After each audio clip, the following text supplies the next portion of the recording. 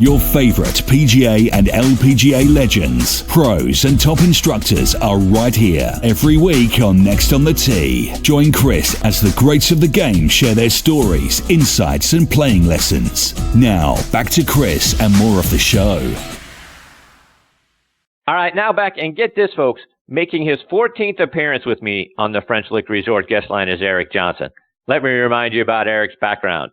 He played his college golf and was a 4-year letterman at Mississippi State from 1992 to 1995. Helped them win back-to-back Kroger intercollegiate titles in 94 and 95.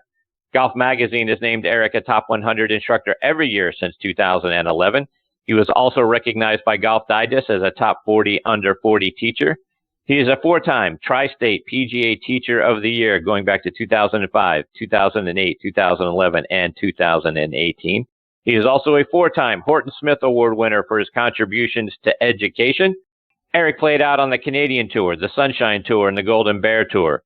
He was the Director of Instruction at Oakmont Country Club for many years. He is now the Director of Instruction at Nemacolin Woodlands Resort, which is an amazing resort up in Farmington, Pennsylvania, which is a little southeast of Pittsburgh near the West Virginia border. And Eric is not only one of my all-time favorite guests, but he is also one of my all-time favorite people on the planet. And I'm very honored he is back with me again tonight here on Next on the Tee. Hey, how are you, my friend? Chris, what an introduction. I really appreciate it, buddy. I was blushing there as you were talking, so thank you. Most prepared man on radio. How many times have I said it? I don't know. A bunch. Maybe 13. Yeah. That's right. So, but I want to start right there because I want to acknowledge again the recent awards, right? You win the Tri-State PGA Teacher of the Year award for a 4th time. You back that up with winning the Horton Smith Award back in February. You're such an amazing teacher. I think your knowledge and personality are two of the big reasons that you're so successful and so sought out. But talk about the things that you do and why education, like I say, that Horton Smith Award, your dedication to education around the game. Talk about why that's so important to you. Well, Chris, thanks, buddy. That was, it was very humbling. And, 4th Teacher of the Year and 4th Horton Smith Award winner. And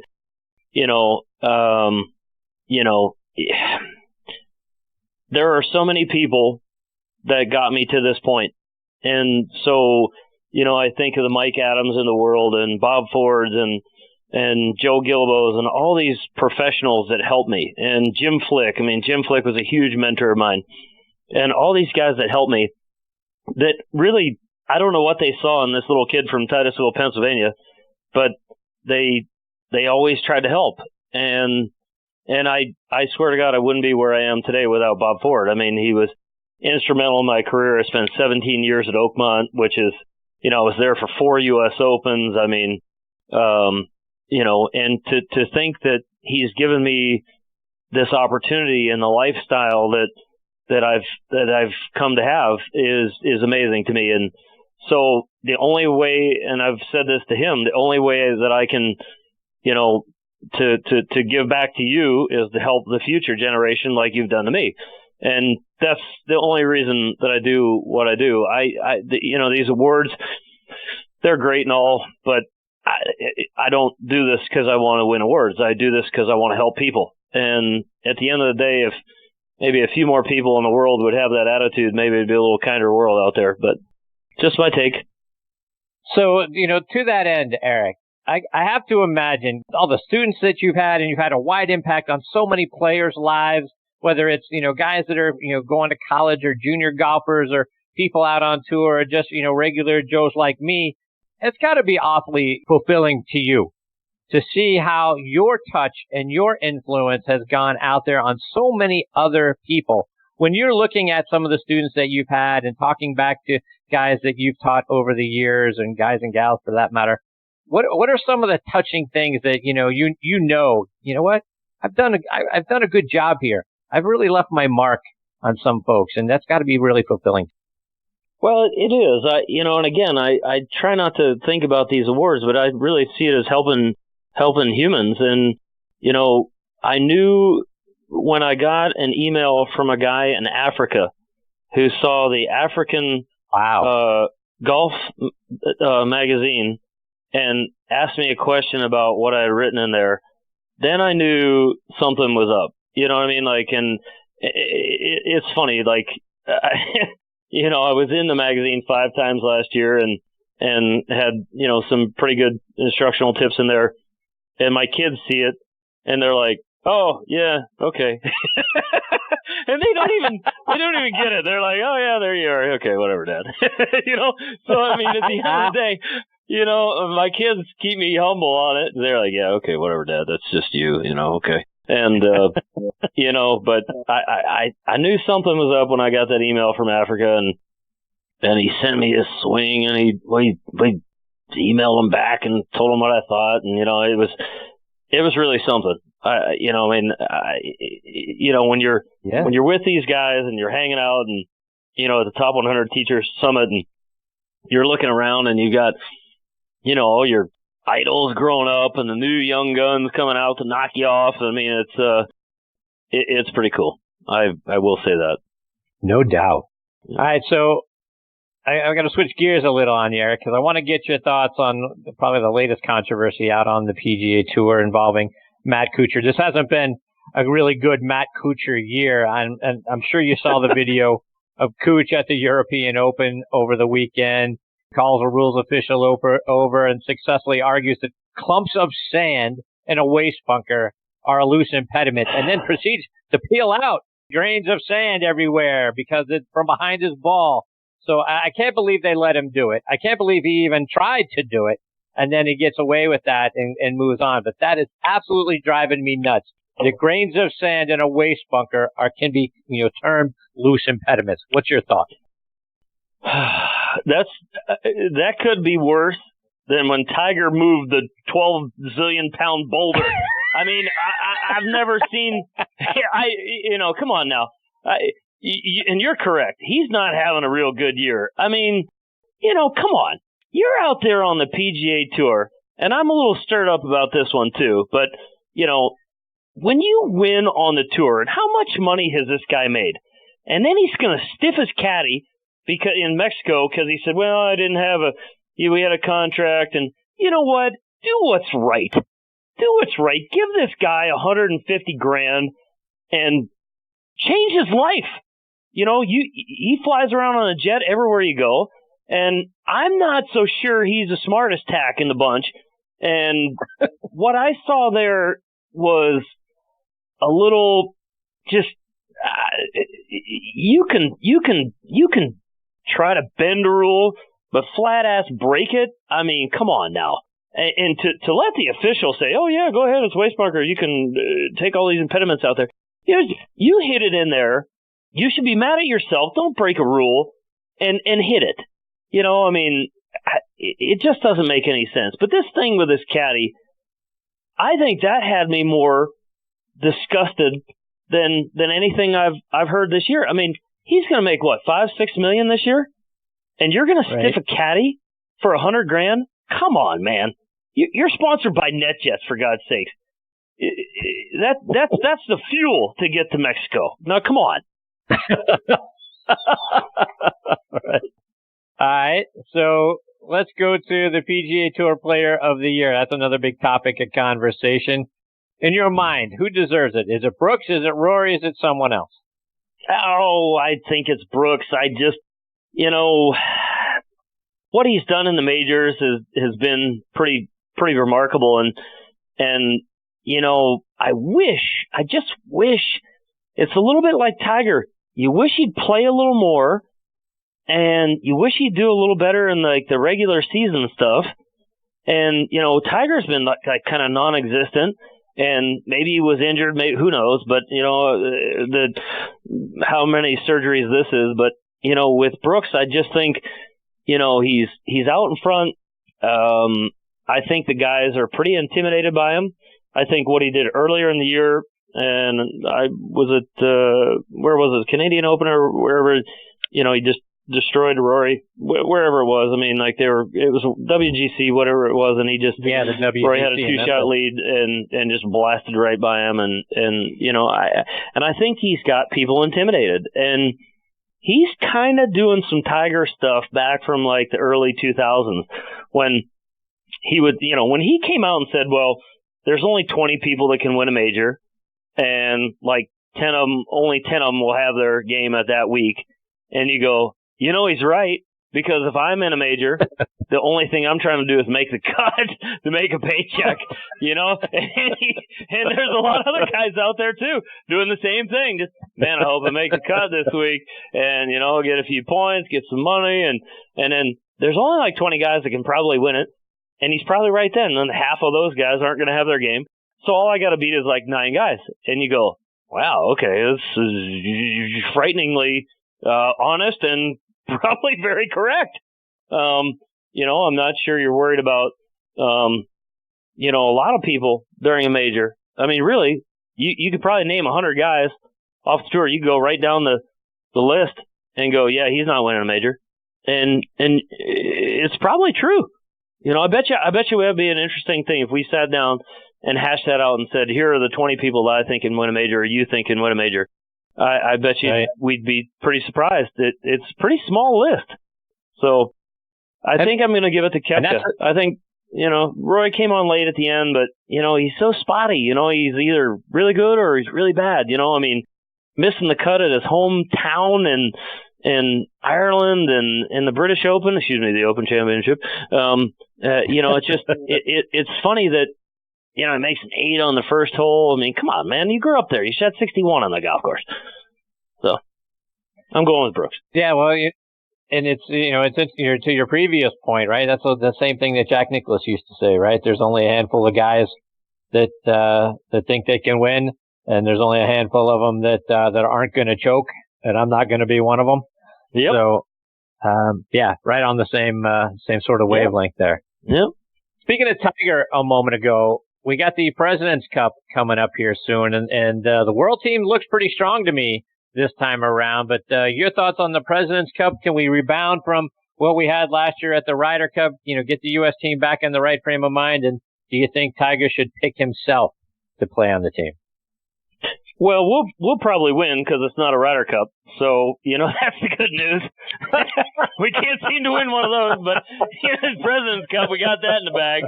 But no, I'm kidding, of course. But the international team looks stronger than they have in the past. There's actually some really good players on there. I think it'll be close. Listen, we went back. I had some kid, that I taught years ago said, you said Tiger would never win again. And I said, you know what? I still, you never can bet against the guy. I mean, period. And I wasn't rooting for him not to. I think it's awesome for the game. And, we've talked about this in the past. I'm not sure, about personally what I think about him, but when you think about on the golf course, it moves the needle like no one in golf maybe ever has, from Arnold Palmer, maybe Jack, and maybe Greg Norman, and some of those big guys that really could move the needle.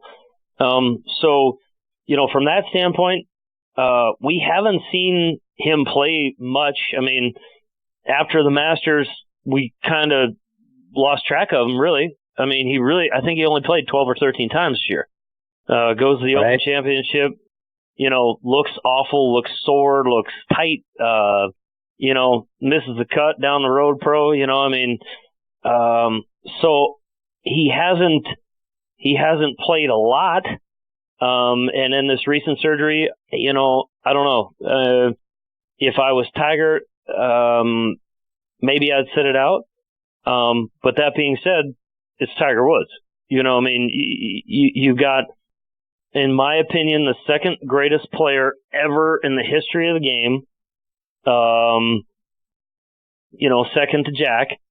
And I still believe that, a guy wins 18 majors, and, I still tip my hat to Jack a little bit, but I think that Tiger should have had 30 majors by now if he hadn't have switched all the coaches. And I will say that I don't care if Hank Haney or Sean Foley or, anybody's there in front of me, I would still argue that point, that I think if he was still with Butch, he would have 30, 35 majors by now. Yeah, you'd have to fix some of the hyperextension of the knee and some of the stuff he was doing there. But, and, he could have still had some injuries, but I think if he hadn't changed his coaches so many times, and I mean, he didn't go 18 months, with Hank before he won, and then, with Sean Foley, it was another couple of years, and you just look at the wasted time, in my opinion, when you tried to fix something that wasn't broke.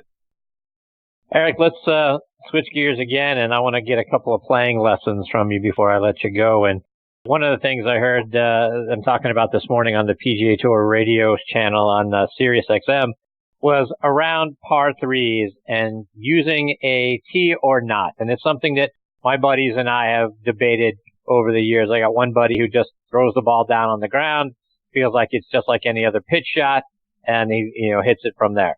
And if you're gonna let me use a tee, I'm going to use a tee, and I stick a peg in the ground every time on a par three. What's your thought? What do you teach your students to do? A par three, tee or no tee?